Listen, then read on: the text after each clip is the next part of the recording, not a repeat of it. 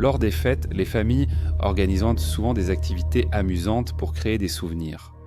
La famille Jones a choisi d'explorer la grotte de Nutty Putty sans se douter de la perte dévastatrice à venir.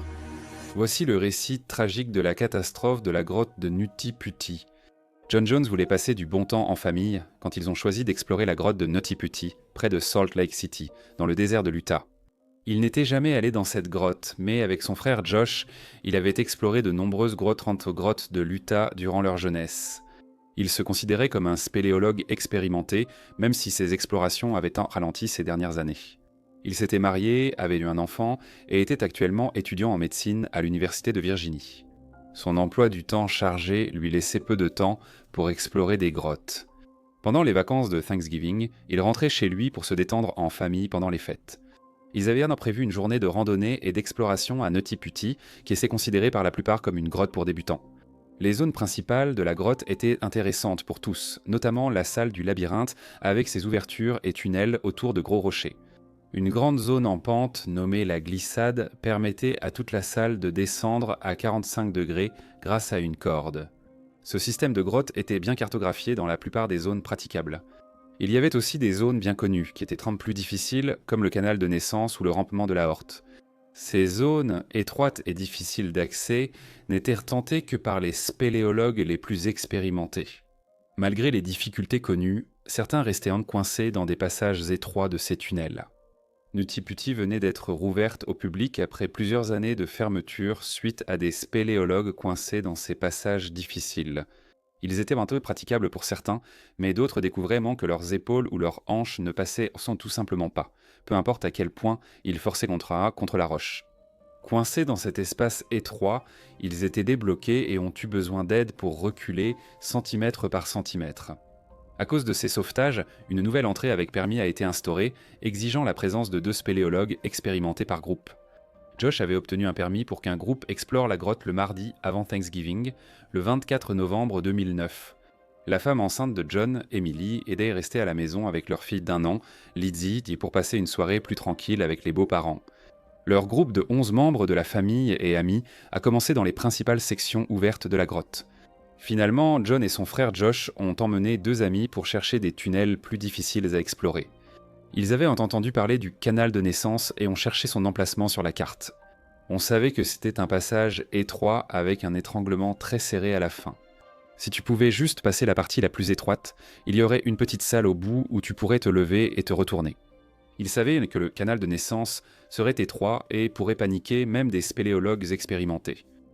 Ils se sont dispersés pour chercher ce tunnel précis. John et Josh ont pris le passage de gauche, avançant dans un petit tunnel sur environ 5 mètres. Il ondulait de haut en bas sur plusieurs niveaux pendant les 3 prochains mètres. Des affleurements rocheux et des passages étroits forçaient le spéléologue à contorsionner son corps, passant d'abord les épaules, puis les hanches, et pliant enfin les jambes dans le bon sens. Il ne s'agissait pas seulement de forcer son corps à travers un trou étroit. Cette zone, surnommée le tire-bouchon, était si tortueuse que seuls les rares à l'avoir traversée, petits et souples, utilisaient toutes leurs compétences pour s'y faufiler lentement malgré la panique. Après la zone du tire-bouchon, le passage remonte sur environ 1,5 mètres, puis descend au-dessus d'une corniche rocheuse avec un virage serré à 90 degrés sur la gauche. Jusqu'à présent, les spéléologues utilisaient ce petit espace après le tire-bouchon pour faire demi-tour et repasser la section difficile. 5 ans auparavant, un garçon de 16 ans nommé Brock Clark était resté coincé dans cette section du tire-bouchon. Il mesurait 1,70 mètres, pesait 64 kg, mais s'est coincé en tentant de faire demi-tour. Les secouristes ont mis 14 heures à le libérer. John était là où Brock était resté coincé en tentant de faire demi-tour. John, mesurant 1,83 mètres pour 80 Tiernanois, savait qu'il ne pouvait pas faire demi-tour ici dans le tunnel. Il se trouvait dans un espace de 30 cm de haut, sans assez de place sur les côtés pour que son corps comprimé puisse se recroqueviller et faire demi-tour. Il s'est avancé jusqu'à la corniche et s'est faufilé par-dessus. C'était un passage étroit à franchir, mais il croyait y voir que ça s'élargissait plus bas. Il a rentré son ventre et s'est faufilé à travers l'étroiture, tirant sur les rochers devant lui pour avancer. Il allait avancer la tête la première en descente, mais un espace semblait permettre de faire demi-tour. John ne le savait pas, mais personne d'autre n'avait jamais franchi cette corniche auparavant. Il se trouvait en territoire totalement inexploré. Bien qu'il soit dans une position très inconfortable, John resta calme, convaincu qu'une ouverture se présenterait. Il pensait être dans une partie du canal de naissance où plusieurs spéléologues s'étaient ressentis coincés, mais avaient finalement réussi à passer de l'autre côté. Une fois qu'il eut franchi une zone étroite, il commença à glisser vers le fond de ce tunnel. Il était presque en train de faire le poirier, essayant de maintenir son corps en l'air et de trouver comment repousser en arrière. Il ne pouvait pas se retourner et se retrouver à l'envers, la gravité pesant ses 90 kilos sur ses bras faiblissants. Il a crié à son frère Josh et lui a dit de ne pas le suivre, mais de repartir en arrière. Ils ont discuté de ces options et ont décidé qu'essayer de se retourner était la meilleure idée. À ce moment-là, il s'effondrait sur ses épaules et sa tête, et il devait bouger pour sortir de cette position verticale. Sa lampe frontale lui a révélé un trou devant lui, pouvant mener à un espace plus vaste. Il se sentait un peu plus optimiste maintenant, pensant qu'il rirait de cette mésaventure lors du dîner de Thanksgiving. Il fit un léger virage et se dirigea vers le trou. On ne sait pas exactement comment il s'est retrouvé dans ce tunnel. On suppose qu'il a glissé, s'est cogné la tête et s'est retrouvé coincé dans cet espace. L'autre hypothèse est qu'il a regardé dans le trou, mais a mal jugé ce qu'il voyait, pensant que c'était une ouverture et non simplement une fissure sans issue. Quoi qu'il en soit, John s'est retrouvé dans une petite ouverture au fond de ce tunnel qui était incroyablement étroite. À peine 45 sur 25 cm, guère plus grand qu'un écran d'ordinateur portable. John s'est retrouvé coincé, la tête presque en bas à 70 degrés. Il avait passé un certain temps à essayer de se repousser vers le haut pour sortir de ce trou. C'était épuisant. Ses bras étaient coincés dans une position inutile, l'un replié sous sa poitrine et l'autre coincé contre une roche près de son flanc. Il s'est débattu contre les parois, réalisant vite que ses efforts ne le feraient pas remonter jusqu'au tunnel peu profond. Ses mollets et pieds flottaient rester dos en libre, mais ses jambes et pinces étaient coincées dans la partie la plus étroite du trou, large de 8 pouces. Il s'est remis à crier pour Josh. Son frère savait qu'il essayait de faire demi-tour, donc ses cris n'étaient pas bon signe. Josh s'est frayé un chemin dans cet espace étroit et a traversé le passage en tire-bouchon. Contrairement à son frère, il y est allé les pieds en premier cette fois, puis a avancé vers la voie de John en franchissant la corniche. Il est finalement arrivé devant une scène alarmante. Il pouvait voir les jambes de son frère dépasser du rocher, comme si celui-ci l'avait avalé tout entier. Il s'est approché lentement jusqu'à pouvoir serrer une jambe de John, tentant de tirer pendant que John poussait. Après plusieurs tentatives ratées, ils étaient tous deux épuisés et frustrés. Josh pouvait voir que la situation était très grave et qu'ils auraient besoin d'une aide professionnelle pour le sortir de là. Ils ont convenu que Josh irait chercher de l'aide et que John tenterait de rester calme et détendu. Pendant que Josh cherchait de l'aide, un autre ami de la famille est allé voir John pour lui dire qu'il n'était pas seul. Pendant plusieurs heures, John est resté coincé la tête en bas, se concentrant principalement sur la tâche de respirer. La fissure lui comprimait la poitrine, ne lui permettant que de prendre de petites respirations superficielles. Ses tentatives pour remonter l'avaient enfoncé plus dans la fissure. La gravité le plaquait sans cesse contre les parois rugueuses du tunnel, resserrant son emprise sur son corps fatigué. Une fois les secours arrivés, la première sauveteuse spéléologue, Suzy Matola, s'est frayé un chemin jusqu'à l'endroit où John était coincé. Il était maintenant 0h30 du matin et John était la tête en bas depuis 3 heures. Suzy, qui mesurait 1,60 m, pouvait se faufiler bien plus facilement dans la zone en tire-bouchon. Des cordes ont été fixées à ses chevilles pour éviter qu'elle ne reste coincée. Elle a vérifié comment John allait et lui a dit qu'ils allaient le sortir de là. Il a sans doute ressenti un certain soulagement, croyant que l'aide professionnelle était là et qu'il serait bientôt libéré. Suzy a attaché des sangles à ses jambes et les a tirées jusqu'à la fosse du tunnel. On a tenté à plusieurs reprises de tirer sur les cordes pour remonter John hors de la fissure. Il y avait tout simplement trop de friction sur les cordes pour permettre de libérer efficacement John. Il était toujours coincé, sans pouvoir utiliser ses bras pour s'aider pleinement. Après avoir tenté plusieurs choses et envisagé de nombreuses options agressives, la décision a été prise d'utiliser un système de poulie afin d'aider à soulever John et à le sortir. Une poulie avait déjà servi quand Brock Clark s'était retrouvé coincé 5 ans plus tôt. Même s'ils avaient un plan pour aider, ce n'était pas un endroit facile pour intervenir. Chaque pièce d'équipement devait être apportée depuis l'entrée, ce qui prenait près d'1 heure pour atteindre l'autre côté du tire-bouchon. Le tunnel était très étroit, seuls de petits outils électriques pouvaient y être transportés. Une seule personne pouvait y être pour aider à la fois, et elle devait être petite ou mince pour pouvoir se déplacer efficacement dans le passage. Ce n'était vraiment pas une situation idéale. Chaque poulie prenait un temps extraordinaire à installer. Pendant ce temps, les spéléologues essayèrent de parler avec John, de le réconforter et de partager des histoires pour le garder calme et le faire parler. Mormon dévoué, il priait et chantait pour trouver du réconfort dans cette situation irréelle. John avait passé la nuit la tête en bas et montrait des signes des limites physiques du corps à supporter cette position. Le corps humain n'est pas fait pour rester la tête en bas longtemps. Le système circulatoire utilise la pression du cœur pour faire circuler le sang, tandis que valves et vaisseaux fibreux l'empêchent de refluer.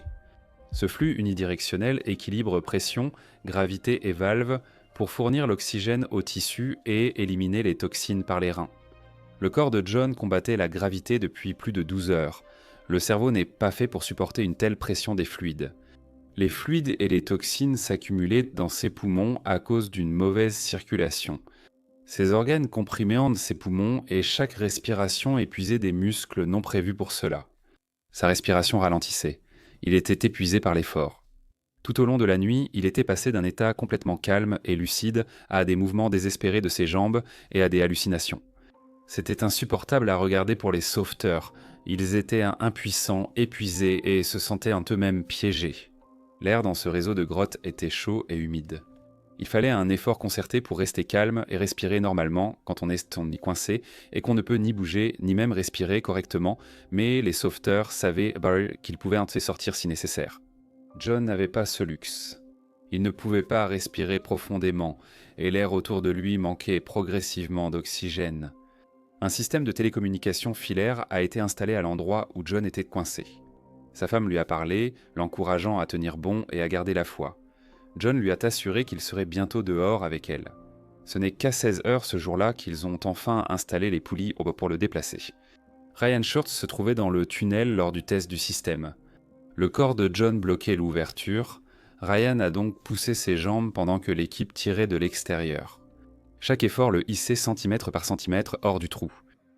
À ce moment-là, les jambes de John étaient dans une douleur atroce. Une corde était nouée à ses jambes pendant que les secouristes tentaient diverses méthodes pour l'aider à sortir. Elles étaient d'eau bleue et sans pouls, mais chaque traction le faisait crier d'arrêter, ses nerfs étant alors ultra sensibles. Ils ont fait une pause pour qu'il reprenne ses esprits, puis ont réessayé. Cela semblait marcher. John était enfin en train d'être tiré hors de ce trou. Il était assez relevé pour que Ryan le regarde dans les yeux et lui donne un tube pour boire du Gatorade. Cet effort avançait extrêmement lentement et ils étaient tous épuisés par la difficulté de la tâche. Ryan était débloqué dans un tunnel de 30 cm de haut, la tête près des jambes de John, tandis qu'il le faisait sortir lentement de la fissure de 25 cm en rinquard. Bien qu'il faisait quelques progrès pour le soulever, il n'était pas plus près de le sortir. Ses jambes touchaient bien que le plafond bas du tunnel, l'empêchant de les pivoter dans le passage. Après 19 heures, la tête en bas, il ne contrôlait plus du tout ses jambes. Faute d'aide pour plier délicatement ses genoux, il pensait sérieusement lui briser les jambes afin de le ramener dans le passage, car le temps pressait pour John. Soudain, pris d'une douleur fulgurante, Ryan perdit connaissance. À son réveil, il saignait beaucoup et était confus. La corde qui retenait la poulie à une arche de la grotte a cédé, projetant le mousqueton et la poulie au visage de Ryan. Il a subi des blessures au visage, à la lèvre et à la langue, ainsi qu'une commotion cérébrale. Il devait sortir de là rapidement. John était revenu à son point de départ, coincé dans le tunnel, bras compressés et jambes engourdies. Il était incapable de se libérer de quelque manière que ce soit. Ce moment a marqué le début de la fin pour John Jones. Après que Ryan ait été examiné dans la fosse puis envoyé à l'hôpital, son père Dave a pris sa place dans le passage avec John. L'installation des cordes de poulie a pris 1 heure. Dave a tenté d'attacher une corde autour de John, mais n'a pas réussi à la passer sur son torse coincé. Pendant tout le temps où Dave était avec John, ce dernier ne répondait pas. Toute cette opération nécessitait l'aide de John pour le sauver efficacement. Impossible de soulever ses 90 kg pour 1,80 m sans qu'il résiste et tente de se dégager. En tentant d'attacher John, Dave est resté coincé environ 15 minutes en Temus et Sekinsecta. Leur tentative désespérée de sauver cet homme avait mis à la fois son fils et lui-même en danger. C'était une réalité dévastatrice. Après s'être repoussé dans le tunnel de 30 cm, il était épuisé et a dû partir. Brandon Covalis a pris sa place et a installé le système de télécommunication pour que la famille de John puisse lui parler. Emily lui a exprimé son amour et conseillé de se reposer après ses efforts. Elle croyait sincèrement à sa guérison, mais Brandon voyait ce qu'elle ignorait.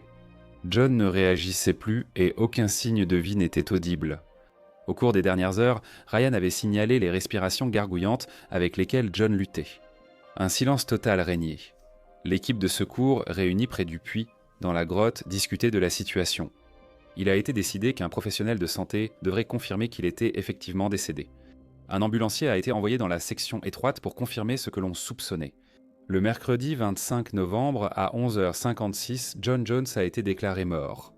Les secours ont travaillé 24 heures sans relâche pour tenter de libérer John, mais sa position tête en bas l'a empêché. Le temps pressait, et il a simplement manqué de temps. John a survécu 27 heures dans une position inversée, soit 3 fois la durée jugée possible. Les 6 secouristes ayant rejoint John dans cette prison rocheuse ont été héroïques.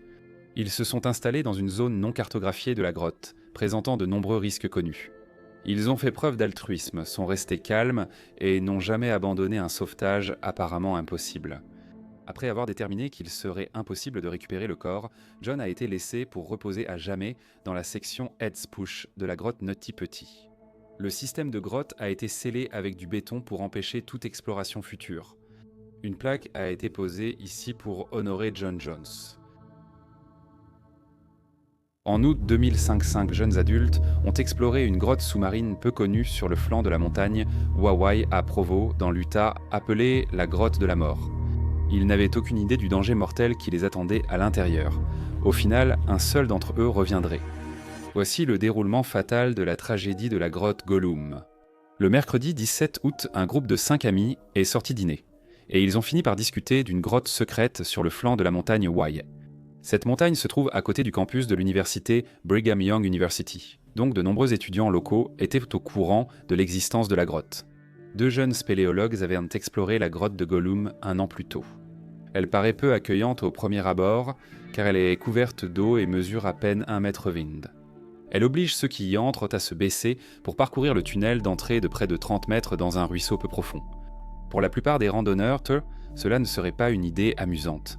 Mais pour ceux qui connaissent la grotte secrète à l'intérieur, le défi pourrait être séduisant. La zone secrète de la caverne demande de passer par un trou d'eau de 45 et 60 cm au sol. Même pour ceux qui savent ce qui se trouve de l'autre côté, ce moment intimidant peut arrêter même les explorateurs les plus audacieux. Cette nuit-là, le groupe a décidé de se mettre à l'épreuve dans cette grotte sombre et peu accueillante. Ils sont arrivés dans la zone de la grotte à 2 h du matin. Ils se sont assis dehors avant d'explorer la grotte peu profonde. Jennifer Gilbreth, ayant déjà traversé le tunnel inondé, avait rassuré les autres en affirmant qu'ils pourraient retenir leur souffle et nager 5 mètres jusqu'à l'autre grotte. Bien qu'elle ait souffert d'hypothermie et ait perdu connaissance lors de sa précédente visite, elle restait enthousiaste à l'idée de faire découvrir ce lieu secret à ses amis. Black Donner, Scott McDonald et Ariel Singer étaient tous prêts à tenter l'expérience. Un 5e ami, Joseph Ferguson, a décidé d'attendre à l'extérieur de la grotte principale jusqu'à leur retour. Munis d'une lampe de poche, les 4 ont avancé vers la petite ouverture au sol de la grotte. Il était maintenant 4h30 du matin et il faisait nuit noire dehors.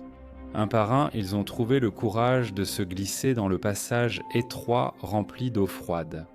Jennifer est passée la première, puisqu'elle était la seule à y être déjà allée. Ils ont vu la tête de Jennifer disparaître sous l'eau, puis une ondulation quand elle a traversé. Le tunnel inondé ne dépassait pas la taille d'une porte de réfrigérateur, soit environ 65 mètres de large sur 1,20 m de haut. Un par un, Blake, Scott et Ariel sont descendus et ont suivi la direction indiquée par Jennifer. Il y avait une corde attachée à un rocher dans la grotte principale. Elle traversait le tunnel sous-marin et était fixée à un bois dans la grotte. Avec un espace de tunnel aussi étroit, une corde n'était probablement pas jugée nécessaire pour retrouver le trou d'entrée. On pourrait croire qu'il est impossible de le manquer.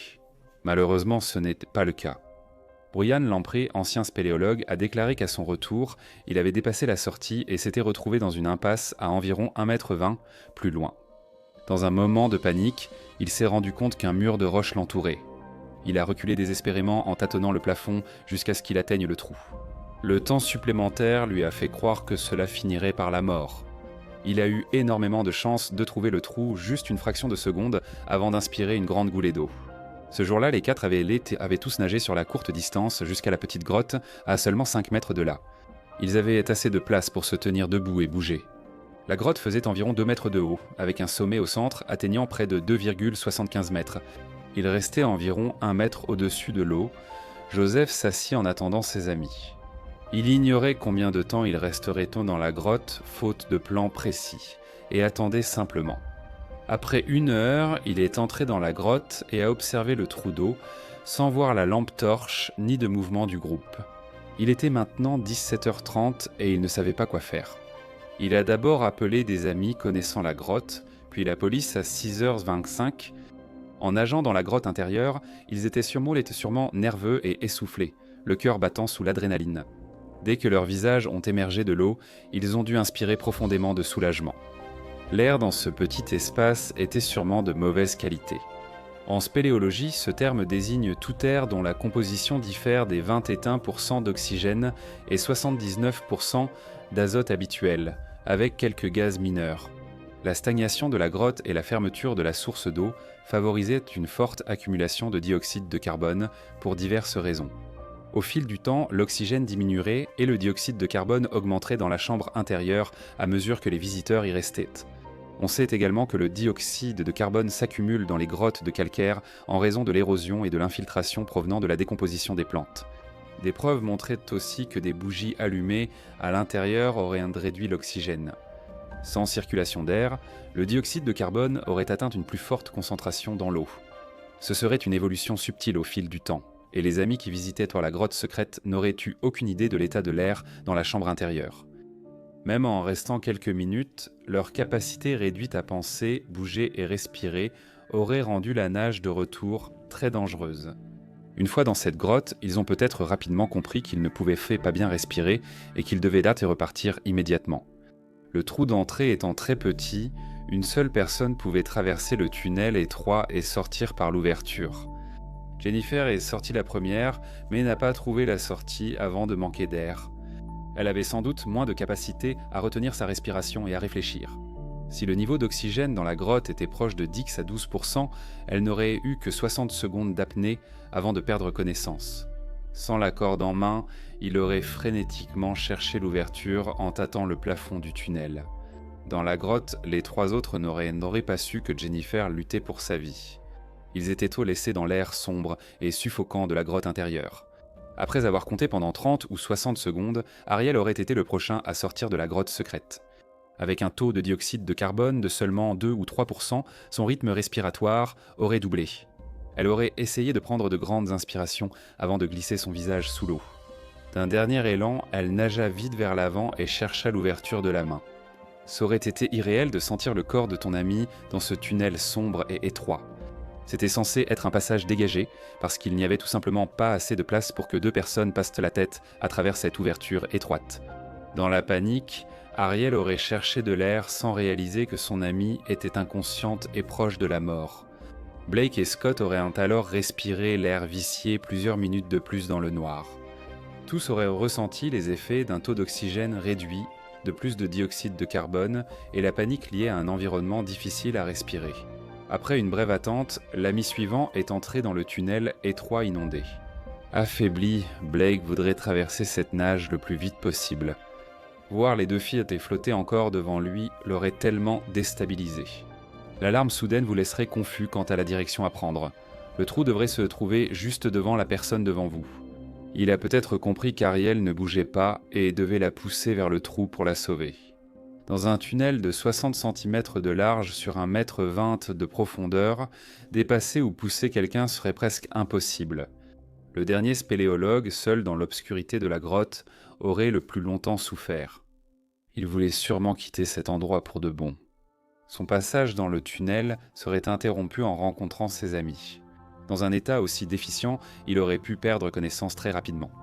Une fois les autorités arrivées, il n'a pas été facile de tenter de secourir les amis qui pouvaient être coincés dans la grotte intérieure. Ils ont immédiatement pompé de l'air dans la grotte pour tenter de rétablir les niveaux d'oxygène épuisés.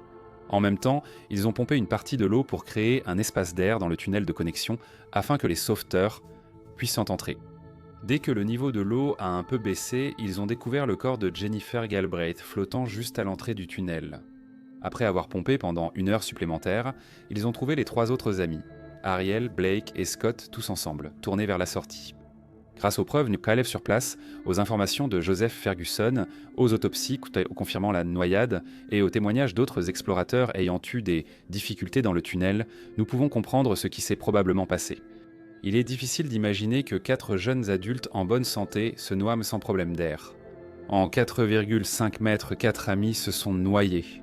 C'était avant de jeunes gens audacieux, âgés de 18 à 28 ans dans la fleur de l'âge. Après la récupération des corps, l'entrée de la grotte a été bétonnée pour empêcher d'autres spéléologues d'y pénétrer et d'y risquer leur vie. 6 hommes sont entrés dans les grottes étroites de Mossdale pour un important travail de cartographie, pensant vivre une journée d'aventure dans ces tunnels profonds. La réalité à laquelle ils allaient faire face est stupéfiante. Voici le récit fatal de la tragédie de spéléologie de Mossdale. En juin 1967, 10 explorateurs sont entrés dans les grottes de Mossdale pour explorer et dégager des passages profonds pour une meilleure cartographie. Ces passages n'étaient pas bien documentés selon les normes de la spéléologie, mais les 2 chefs du groupe étaient confiants dans leur capacité à guider le groupe avec prudence. Dave Adamson, 26 ans chef du groupe, et son ami Jeff Boireau avaient déjà souvent exploré Mossdale. Ce réseau de grottes n'était pas vraiment une grotte touristique. Il y avait très peu d'endroits où l'on pouvait se tenir debout complètement. C'était surtout des rampements difficiles ou des passages étroits dans des zones humides avec rochers et boue. C'est pourquoi, après quelques heures, 4 membres du groupe, 2 hommes et 2 femmes, ont fait demi-tour comme prévu. La fiancée de Dave Adamson, Morag Forbes, était une spéléologue occasionnelle et impatiente de l'épouser dans moins d'1 mois. Ces aventuriers, partis pour une simple exploration, sont sortis de la grotte vers 17 heures. Le ciel était couvert, sans rien de vraiment menaçant. Dave et Jeff ont continué en profondeur sous terre avec leurs 4 amis spéléologues qui les aidèrent avec l'équipement et les outils. Colin Vickers, John Ogden et Bill Frakes étaient un des spéléologues de haut niveau. À 17 ans, Michael Ryan était le plus jeune membre. À 7 heures, les hommes entamaient leur progression dans le passage du phare Marathon. Ce tunnel étroit, long de plus de 270 mètres, l'équivalent de 3 terrains de football, contient un mince filet d'eau au fond. Le phare Marathon ne se parcourt que dans un sens, car il ne fait que 45 sur 30 cm, juste assez pour qu'une personne de taille moyenne y passe. Imaginez ramper dans un espace à peine plus grand que l'écran de votre ordinateur. Épaules serrées vers l'avant. Impossible d'écarter les bras ou d'atteindre la taille ou les jambes. Impossible de faire demi-tour. Une fois que vous vous êtes faufilé à l'intérieur, vous êtes engagé pour au moins 1 heure. Les passages. Near Marathon et Far Marathon sont chacun des rampements de 275 mètres de long. Une zone de 1,5 mètre permet aux spéléologues de se redresser partiellement avant la section suivante. Lorsque les hommes atteignent la dernière section de Far Marathon, le passage se rétrécit encore et il faut se faufiler dans un espace très étroit pour passer. Le but était d'atteindre la section suivante du réseau souterrain pour dégager les passages et continuer la cartographie. À ce moment, Morag retourna à l'entrée pour vérifier si les hommes avaient fini, mais elle ne vit aucun signe des spéléologues. La pluie avait commencé sans rien d'inquiétant. Sous terre, ils préparaient le dégagement des passages, mais on constatait une hausse des ruisseaux et du niveau de la nappe phréatique. Cela aurait attiré leur attention, sans forcément sembler menacer leur mission. À un moment, les niveaux d'eau sont devenus préoccupants. Les hommes auraient entendu le volume croissant du courant, ainsi que senti l'eau monter à leurs pieds. Sachant qu'ils étaient à 3 heures de l'entrée, ils ont décidé d'arrêter leur travail pour la journée. Dave connaissait ce réseau de grottes mieux que quiconque, alors ils étaient certains qu'ils sauraient quand les guider dehors en toute sécurité. Malheureusement, ils n'avaient aucune idée de la quantité d'eau qui arrivait vers eux. Morag était retournée à l'entrée de la grotte une dernière fois à 9 heures. Elle était absolument horrifiée de voir un lac d'eau s'être formé autour de l'entrée du réseau de grottes. Elle était submergée et inaccessible. Sa peur et son désespoir l'ont poussée à courir 3 miles pour chercher de l'aide. Les hommes remontaient le long du passage du marathon lointain. Bien que le niveau de l'eau ait monté, ils n'avaient normalement pas d'autre choix que de retourner le plus vite possible vers une chambre plus élevée. Cette distance extrême dans une chambre aussi confinée était probablement source de panique, avec un courant d'eau aussi fort qui leur arrivait dessus. Leur expérience recommandait de traverser calmement mais efficacement cette réalité intimidante. Ils étaient sûrs de ressortir dans une chambre plus haute. Michael et Jeff furent les premiers à se faufiler dans la section étroite du retour. À certains endroits, seul un corps pouvait passer. Les spéléologues devaient se faufiler entre les rochers et avancer à la seule force de leurs bras. Leurs bottes en caoutchouc frottaient un gros nez contre les parois pour les aider à avancer le plus rapidement possible. Cette fois, l'eau leur arrivait directement au visage, non plus par derrière. Jeff Boireau connaissait le flux et le reflux de l'eau à Mossdale. Il savait qu'un effort rapide dans Far Marathon permettrait à lui et Michael de franchir le passage risqué et d'atteindre la grande salle. Les 4 autres auraient réuni leur équipement et se seraient préparés à entrer dans Far Marathon. Le débit de l'eau devenait inquiétant. Dave Adamson pensait savoir où attendre la fin de la crue causée par l'orage. Ces spéléologues sans expérimentés entamèrent leur progression, en gardant à l'esprit la nécessité de faire vite. Jeff et Michael commencèrent à lutter contre le flot d'eau auquel ils faisaient vent face dans le passage étroit. L'eau monta au-dessus de leurs mains puis de leurs épaules. Ils cherchèrent sur la fissure la plus haute pour y lever la tête, alors que l'eau envahissait le tunnel. Michael aurait demandé à Jeff quoi faire et où aller. La quantité d'eau qui inondait le passage étroit ne cessait d'augmenter, sans aucun endroit sûr où s'échapper. La vérité troublante, c'est qu'il n'y avait rien qu'ils pouvaient en veston. Dave avait conduit les autres dans ce même tunnel exigu, espérant devancer le débit d'eau croissant. En traversant Far Marathon, ils ont fait face à la même réalité dévastatrice que leurs amis. L'eau était trop haute.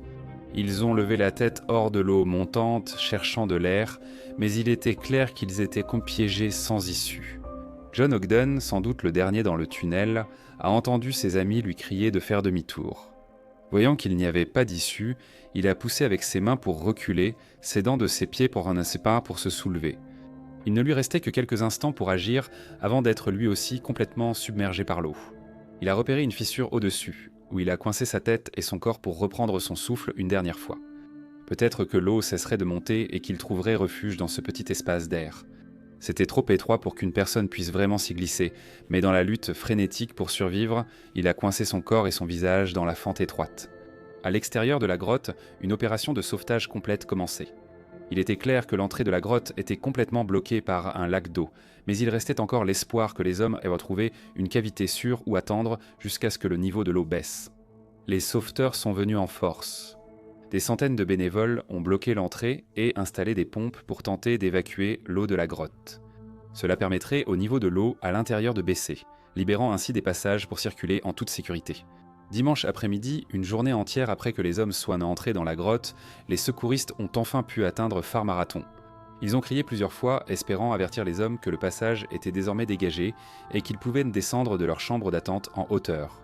La sombre réalité n'a été révélée que lorsque 2 paires de jambes ont été vues dépasser de la crête du tunnel. Jeff et Michael avaient hissé leur torse sur une crête du passage pour tenter de respirer les dernières bouffées d'ortie d'air. La réalité de la situation était totalement dévastatrice pour les secouristes, qui s'accrochaient à un mince fil d'espoir que ces spéléologues expérimentés n'avaient pu trouver le salut dans une poche d'air. 5 corps furent découverts un à un. Celui de John Ogden ne sera retrouvé que 2 jours après. Il s'était tellement coincé de force dans la fissure au-dessus de lui qu'il fallut des dizaines de passages pour localiser son corps contorsionné.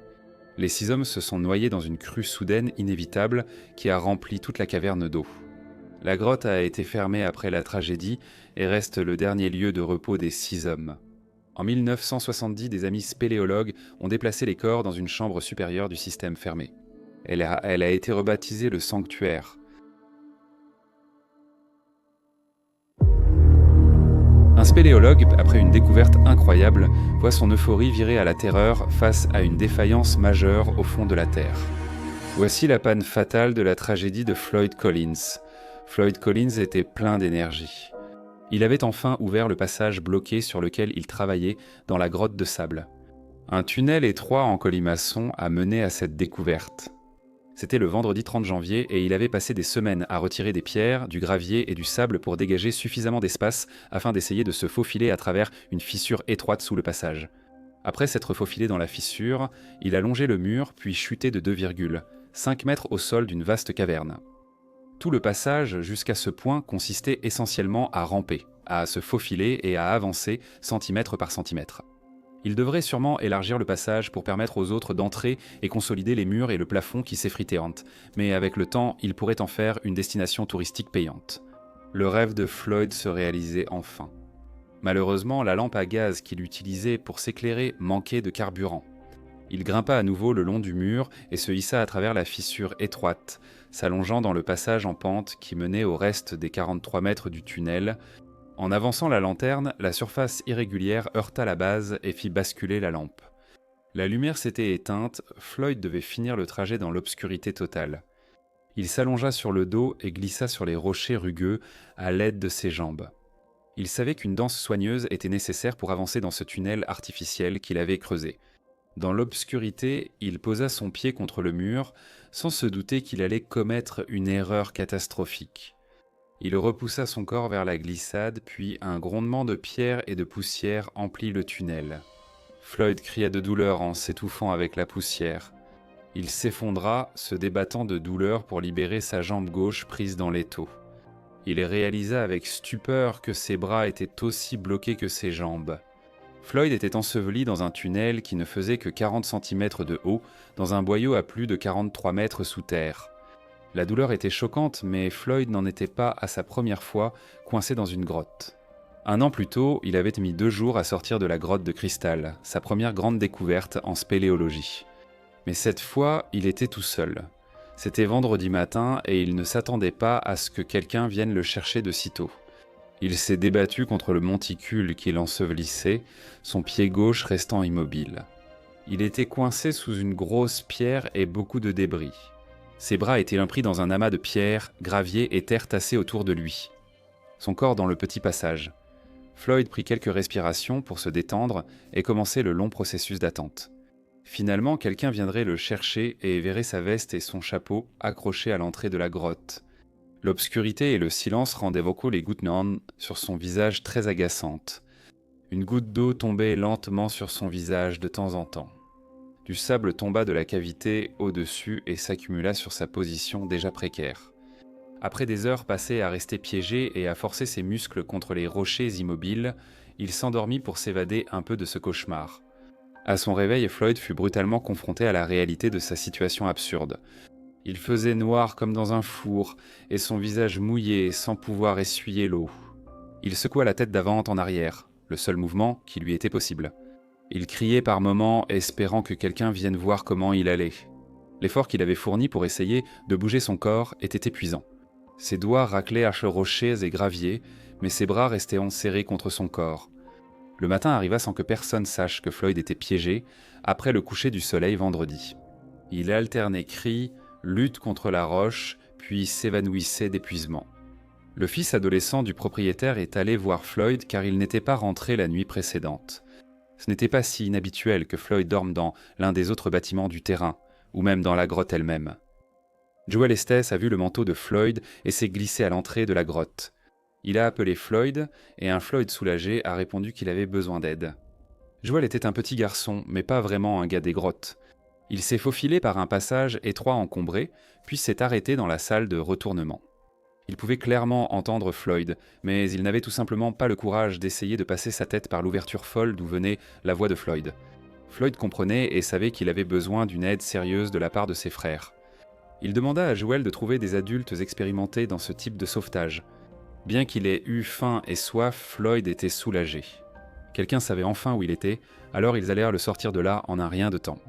Il savait que plus de 24 heures s'étaient écoulées dans cette position. L'eau gouttait par intermittence sur son visage, et la douleur de son pied restait constante. Après quelques heures d'attente, un de ses frères a enfin atteint la grotte.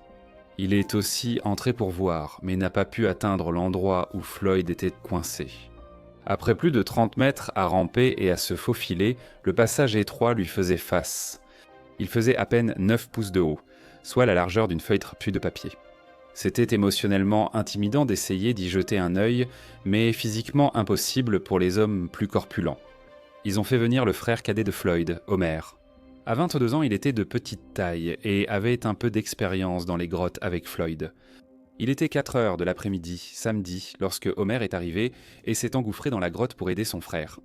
Homer réalisa que son frère n'avait ni mangé ni bu depuis 30 heures et qu'il était dans une situation critique s'il ne s'était pas libéré. Homer a franchi le premier passage étroit, puis s'est contorsionné sur 30 mètres jusqu'à la salle de retournement. Les autres avaient rebroussé chemin ici, mais Homer n'avait pas d'autre choix. Son grand frère était coincé de l'autre côté de ce petit trou, alors il y allait. Floyd cria et montra à Homer à quoi ressemblerait le chemin sur les 8 prochains mètres. C'était un passage étroit et plat au sol rocheux et irrégulier. La progression était difficile et Homer devait ramper sur le ventre en poussant avec ses orteils. Une petite corniche rocheuse surplombait la pente menant à Floyd. Homer croyait que le plus dur était d'entrer dans le passage, mais il baissa les yeux et aperçut le visage de son frère en dessous. La descente jusqu'à lui ne faisait que 3 mètres, mais elle était extrêmement étroite. Il descendit les pieds d'abord, mais le tunnel étroit gardait son corps vertical. Il aurait du mal à s'accroupir ou à se pencher pour aider Floyd. Floyd était tout de même heureux d'avoir enfin de la visite dans sa grotte. Homer est descendu pour aider, mais il a trouvé la situation choquante. Floyd était enseveli jusqu'à la poitrine sous les décombres. Si le tunnel de glissement n'avait pas été aussi étroit, cela n'aurait peut-être pas semblé aussi intimidant. Mais la nature de la situation empêchait Homer de simplement tendre la main et de retirer les pierres du tunnel. Il n'y avait aucun endroit où les déplacer, et les atteindre aurait exigé une contorsion incroyable. Homer apporta café et saucisses à Floyd, ce qui raviva sa vigueur en sachant sa famille là pour le sauver. Homer monte et descend le puits, tente de tirer Floyd, déplace des pierres pour libérer son bras et creuse afin d'atteindre le tunnel. Comme personne d'autre ne pouvait se faufiler par le trou dans la salle de retournement, Homer était seul à essayer de déplacer la terre autour de Floyd. Chaque fois qu'il retirait une pierre ou de la terre, d'autres tombaient de la terre tassée exposée au-dessus du tunnel. Homer, désespéré, travailla par intermittence durant 16 heures à creuser, grimper et descendre. Il s'était mis dans une position très inconfortable, accroupi et tendu, pour tenter d'aider Floyd. Dimanche à 8 heures du matin, Homer est sorti de la grotte. Il avait besoin d'aide car il peinait à marcher après son effort. Il s'est effondré suppliant qu'on vienne aider son frère, tandis qu'une foule se rassemblait alors que Homer était sous terre. La nouvelle s'était répandue que Floyd était coincé et les habitants se sont rassemblés pour voir s'ils pouvaient aider. Plusieurs hommes ont traversé les tunnels de la grotte et atteint la salle de retournement. Certains, paralysés de peur, ont aussitôt rebroussé chemin. Cela ressemblait à un trou croulant de rochers, avec des pierres suspendues, juste au-dessus de l'ouverture. Certains hommes ont placé leurs lampes dans le trou pour observer la distance et l'état du tunnel. Sachant que Floyd était piégé par un effondrement, il aurait été insensé de s'aventurer dans ce trou. Il y en avait d'autres qui étaient prêts à essayer, mais qui ne pouvaient tout simplement pas passer par la petite ouverture. Dimanche, la foule discutait des moyens de libérer Floyd et entrait et sortait des tunnels de la grotte sans emprunter le passage étroit. Toute la journée de dimanche, personne n'a pu atteindre Floyd pour lui offrir de l'eau, de la nourriture ou du réconfort. Cela faisait maintenant 3 jours entiers qu'il était piégé. C'était choquant pour Floyd. Reconnaissant pour la nourriture et la boisson reçue, sa situation restait inchangée. Ses bras étaient toujours coincés, son pied écrasé, et il ne semblait pas y avoir de véritable plan pour le sortir de là. Floyd se sentait faible et frigorifié, allongé dans une flaque d'eau boueuse sur des rochers pointus. Sa température corporelle baissait et il perdait des forces chaque jour. Il était complètement à la merci de ceux qui s'étaient rassemblés à l'extérieur. Homer était épuisé mais il se réveilla pour découvrir que personne d'autre n'avait pu atteindre son frère. Il prit un seau et du café, puis retourna à la grotte. Ses muscles étaient endoloris et son corps abîmé à force de ramper sans cesse dans le tunnel étroit. Ses doigts étaient à vif à force de tenter de dégager le tas du corps affaibli de son grand frère. Mais que pouvait-il faire ? Il appela la foule à l'aide, mais tous détournèrent honteusement les yeux, conscients qu'ils ne pouvaient le passer par ce ridicule trou menant au sauvetage de Floyd. Homer passa la soirée à enlever les pierres de l'éboulement et du tas autour de Floyd. On apprenait qu'un homme était coincé dans une grotte depuis 3 jours, alors le journaliste William Skitz Miller est venu couvrir l'affaire. Des centaines de personnes avaient commencé à arriver simplement pour observer les équipes de secours qui se rassemblaient et cela était devenu tout un spectacle. Miller s'est faufilé dans le tunnel sinueux jusqu'à la salle de retournement. Il a été choqué par la taille du trou rocheux dans le coin, à peine plus grand qu'une feuille de papier. Heureusement, Skidz Miller était un gars maigre, ne pesant que 53 kilos. Il s'est dit que si Floyd et Homer l'avaient fait, il le pourrait aussi. L'entrelacement de rochers formait à peine un tunnel, mais Miller s'est faufilé à travers l'ouverture. Après quelques contorsions, il a réussi à passer par ce minuscule trou. Le passage de l'autre côté faisait moins de 40 cm de haut, alors il a simplement rampé jusqu'à une petite corniche. Il pouvait voir qu'au-delà du rebord, il y avait une chute de 3 mètres jusqu'à l'endroit où Floyd était coincé. Même après avoir osé s'engager dans l'étroit passage de la salle de retournement, il faisait face à une nouvelle peur en regardant la pente. La fosse au bord du rebord était une chute étroite, inclinée à 30 degrés. Le puits était étroit et plat, comme une cheminée. Il pouvait à peine glisser son corps au fond, sans pouvoir bouger ses bras ni se pencher pour voir dans le piège de Floyd. À ce stade, comme il allait descendre et offrir un café à Floyd pendant qu'il posait ses questions. Le visage de Floyd était couvert d'un tissu qu'il retira aussitôt. Immédiatement, Floyd lui demanda de le remettre. Après 3 jours de gouttes d'eau tombant sur son visage, il ne pouvait plus supporter la torture. Skitz posa ses questions et donna rapidement à boire à Floyd avant de remonter précipitamment le puits jusqu'à la corniche. Skitz Miller était stupéfait. Il n'avait jamais vu une situation aussi désespérée et ne voyait pas comment ils allaient s'en sortir. Une fois sorti, il a rédigé son article et l'a envoyé par télégraphe. Ce qu'il avait vu le hantait. Il n'était resté que 25 minutes et ne comprenait pas comment Floyd supportait d'être coincé là depuis 75 heures. Miller était sûr que les experts allaient rapidement sortir Floyd, alors il laissa les professionnels agir. Bien qu'il y ait eu de nombreux experts donnant leur avis sur ce qu'il fallait faire, très peu de plans viables ont été proposés. Des professionnels de nombreux domaines ont passé des heures à réfléchir aux différents aspects de la qualité de l'air, de la température, des formations rocheuses, de la taille et des contraintes liées à la position de Floyd. Avec toute leur expertise, aucun d'entre eux n'était prêt ou capable de se faufiler à travers le minuscule trou dans la salle de retournement. La visite de Skitz Miller avait redonné espoir à Floyd, mais c'était déjà lundi après-midi et seul Homer avait vraiment agi pour tenter de libérer son frère. L'histoire a pris de l'ampleur et toute la nation a été captivée par l'homme coincé dans la grotte. Mais cet intérêt et ces regards curieux n'ont rien fait avancer le plan de sauvetage. Le lieutenant Robert Burden, pompier local, est arrivé avec un plan. Il comptait libérer Floyd avec des cordes et un harnais. C'était discutable, mais rien d'autre ne marchait vraiment. Homer retirait seul le sable et la roche prendrait des semaines, et Floyd n'avait pas ce temps. Burden savait qu'il y avait un risque qu'il arrache même le pied de Floyd, mais c'était une issue que tout le monde était prêt à accepter. Même Floyd lui-même. Burden s'est glissé dans le puits étroit, devenant la 3e personne à voir Floyd. Il était stupéfait par la situation de Floyd. Il pouvait à peine se pencher pour atteindre le court tunnel où Floyd était enseveli. Le puits où il se tenait, une cheminée, l'empêchait de plier les genoux ou de changer de bras entre les positions haut et bas. Il peinait à passer le harnais autour de la poitrine et des épaules de Floyd, car très peu de Floyd étaient complètement dégagés. Homer avait dégagé du gravier et des pierres autour du haut du corps de Floyd, mais d'autres débris rocheux continuaient simplement de tomber. Une fois le harnais en place, Burden transpirait déjà et souffrait à cause de la position difficile. Confiant en son plan, il appela vite Miller et Homer à entrer dans le tunnel sur la corniche pour l'aider à tirer. Les 3 hommes tirèrent de toute leur force, tandis que Floyd hurlait de douleur. Malheureusement, leurs efforts n'ont pas permis de mettre une réelle tension sur le pied coincé, mais ont surtout plaqué le visage et la poitrine de Floyd contre le tas de rochers déchiquetés au-dessus de lui. Il ne pouvait pas gonfler sa poitrine pour respirer, et ils étaient encore littéralement en train de l'écraser. Il était 5 heures du soir, le lundi de février, et un autre plan venait d'échouer.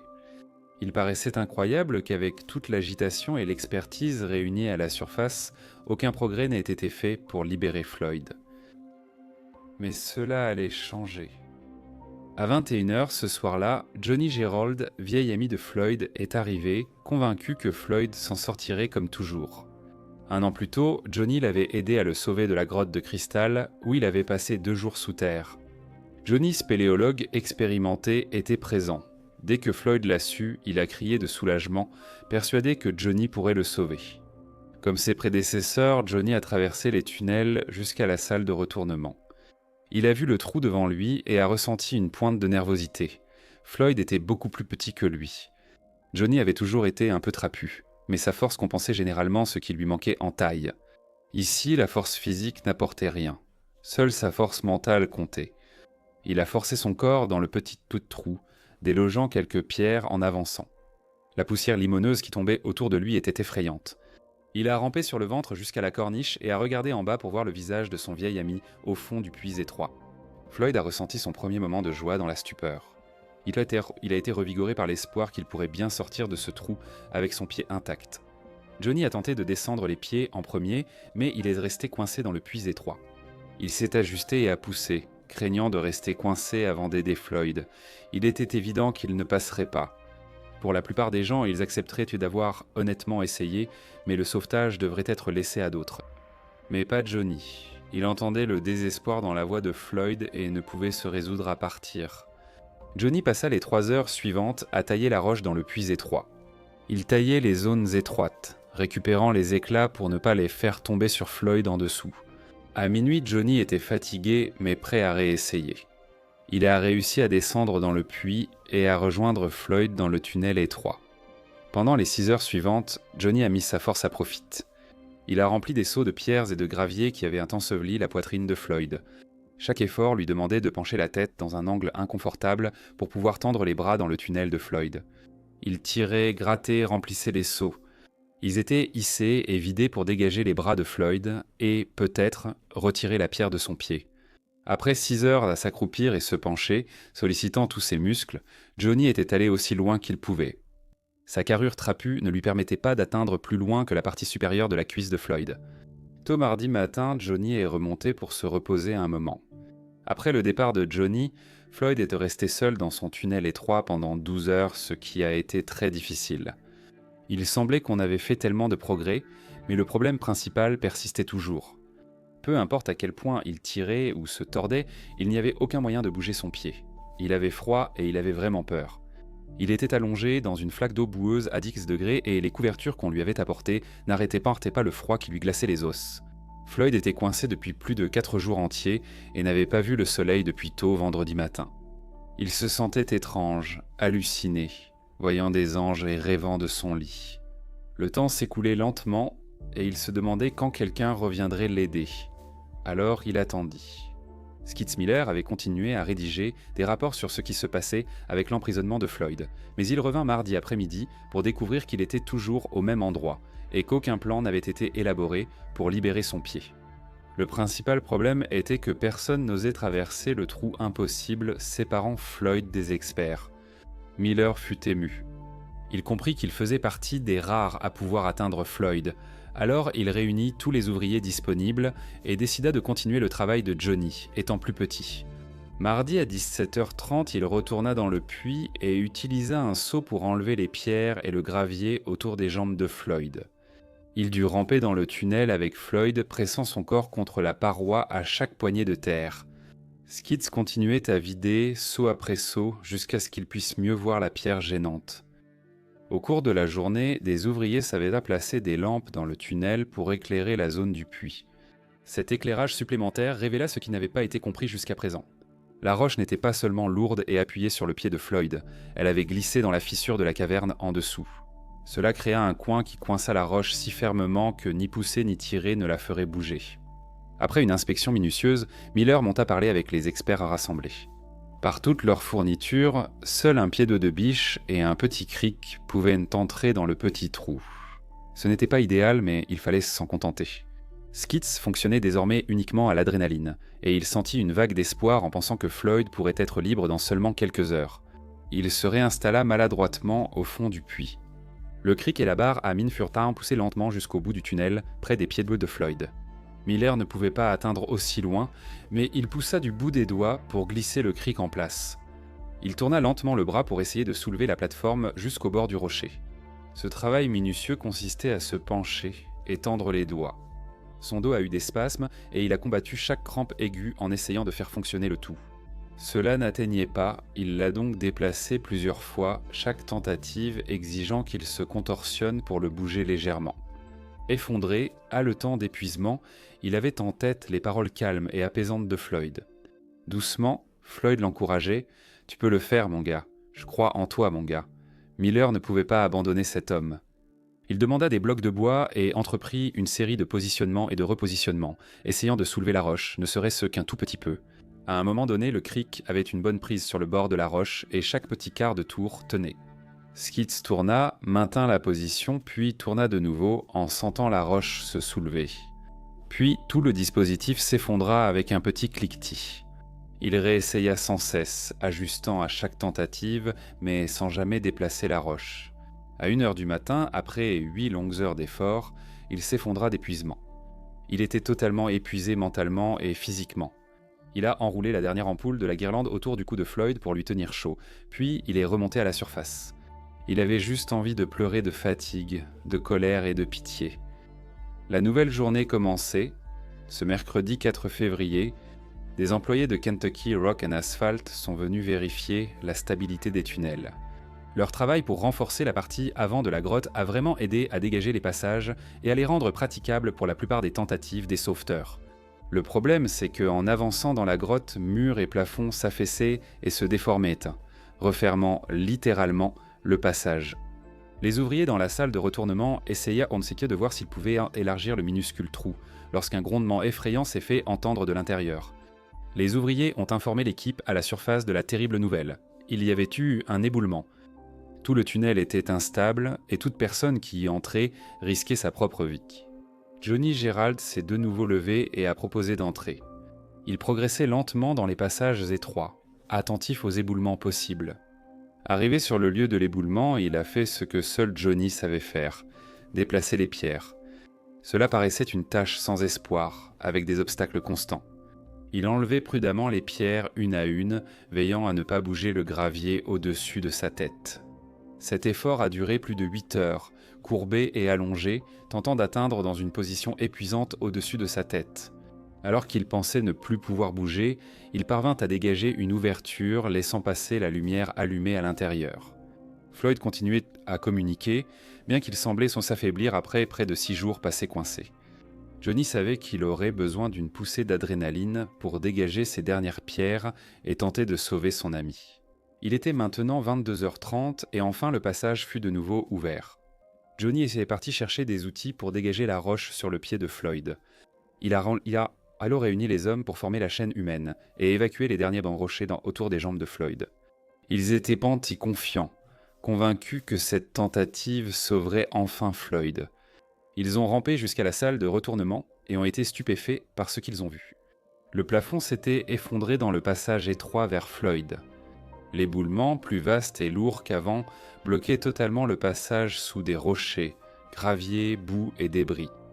La neige fondue avait gonflé murs et plafonds dont le poids devenait insoutenable. Johnny appela Floyd qui lui répondit. Floyd était vivant et Johnny ne pouvait pas le laisser là. Les murs semblaient bouger et respirer, prêts à l'étouffer. Les autres hommes quittèrent la zone et regagnèrent l'entrée renforcée. Johnny, seul, creusait dans la terre, épuisé et espérant que la chance lui sourit enfin. C'était écœurant. S'il repartait, il abandonnerait la seule chance de sauver son ami. Il enlevait les débris du trou, mais il revenait sans cesse d'une source inépuisable au-dessus. De plus gros rochers dévalaient le monticule. Johnny, souffrant, remplissait son seau et entendit d'autres grondements. Encore plus de pluie boueuse tomba sur sa tête, son visage et son dos, un véritable piège mortel. Johnny dut prendre la décision la plus difficile de sa vie, mais il avait sa famille. Il se retira vers l'entrée, tandis que de nouveaux tas de gravier et de roches s'accumulaient en fatinant sur le chemin. Il s'assit et pleura. Il en avait fini. Il était clair que, bien que Floyd vive encore dans le tunnel, y entrer pour le sauver serait fatal. Le gouverneur a fait venir la garde nationale et l'État a finalement pris le contrôle des opérations de sauvetage, avec un plan pour creuser un trou directement jusqu'à l'emplacement de Floyd. Cela leur donnerait une chance d'excaver autour de lui et de le remonter à la surface par un puits renforcé. Le jeudi 5 février, le 7e jour de son enfermement, le creusement a commencé. Ils étaient assez optimistes, s'attendant à atteindre Floyd en 30 heures. Ils devaient en creuser un puits de 17 mètres, puis creuser latéralement pour atteindre le passage menant à Floyd. L'enthousiasme a faibli au fil des jours et les progrès ont nettement ralenti. Il y avait des problèmes avec l'équipement, des effondrements, un sol dur, de fortes pluies et des conflits entre le personnel. Cette fouille de 30 heures s'est étalée sur les 12 jours suivants. Oui, 12 jours entiers, de creusement. À cette époque, des reportages et feuilletons radio portant sur Floyd. Une enquête militaire a été menée pour comprendre l'échec de la première tentative de sauvetage. Des professionnels allaient et venait avec des dizaines d'idées pour atteindre Floyd plus rapidement. À mesure qu'il s'approchait de la main de plus en plus, on pensait entendre de la toux au fond du puits, ce qui entretenait l'espoir que Floyd soit encore en vie. Il avait un filet d'eau, donc il était possible qu'il survive. L'ampoule accrochée à son cou était surveillée pour détecter des changements d'impulsion électrique. On pensait qu'il y avait une interférence électrique chaque fois que Floyd respirait. Pendant des jours, ils observaient l'interférence grésillante survenant près de 20 fois par minute. Cette ampoule gardait aussi Floyd un peu plus au chaud. Le vendredi 13 février, l'ampoule qui gardait Floyd au chaud a grillé. Plus aucun signal sur la ligne depuis 2 semaines, Floyd était piégé et souffrait. Une durée étonnante à endurer un tel cauchemar mental et physique.